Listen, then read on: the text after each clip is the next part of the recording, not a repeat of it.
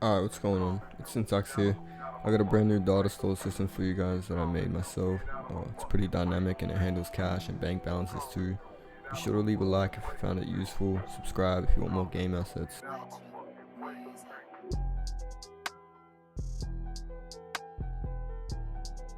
Okay guys, let's get into it. So we have basically the Datastore system I was talking about. I'm gonna show you guys how to use it, how it works, and what you need to make it work.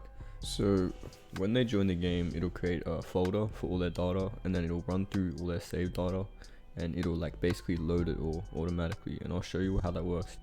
Okay, so as you can see, I'm in the game right now.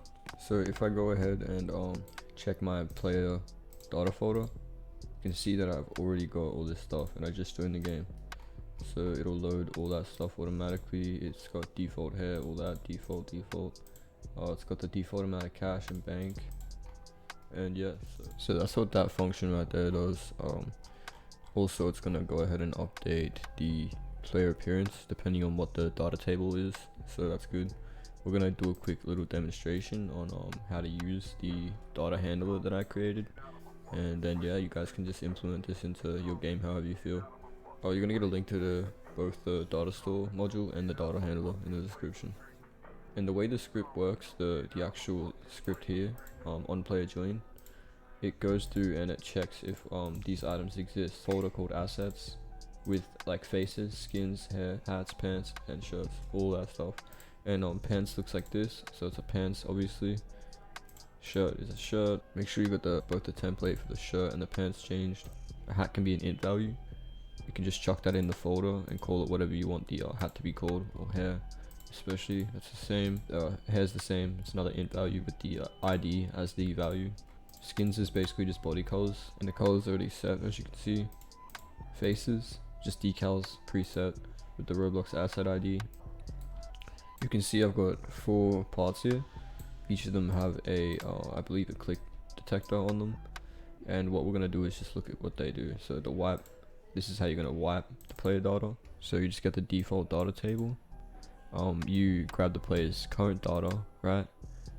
And then you set the player data to default player data, right? You can also just do set and then do default player data, but it's just, I don't know, it's just the way I've done it. So say you want to give your player cash in your game, so it's going to require a data handler, and then it's going to call that give money function with the player and the amount as the argument. So if we take a look at the module here, taking a look at the give money function inside of the data handler module, you can see that it grabs the player's current data, it increments the cash by the amount that we give it, then it saves that data there. We're going to take a quick look at how that works. Okay, you can see I'm in the game right now. I got my player data folder, currency. If I go ahead and look at my cash, I got 300. That's my current cash value. So if I go ahead and press cash plus 200, 500 is set to 500 now. If I stop the game, and then I go ahead and run that game again, so the script's gonna go ahead and realize instantly that I've got my cash updated 500. So it's gonna grab that saved data and bring it back. Say you want to give someone new clothes in your game, right? So I've got my default clothes on. Say a player goes to a shop or whatever. Let's take a look at how that happens.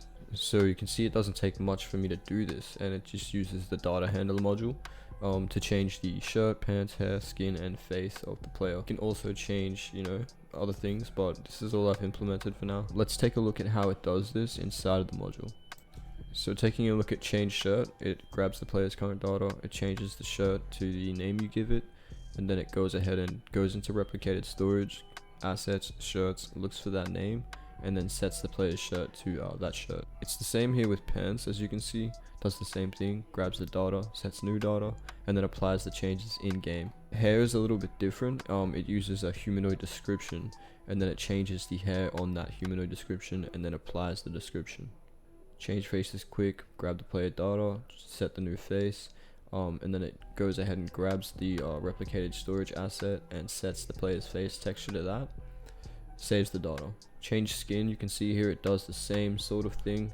Grabs the player's data, sets new data, creates a new body color, which is really just a clone of our replicated storage asset, and then sets the player's body color to that.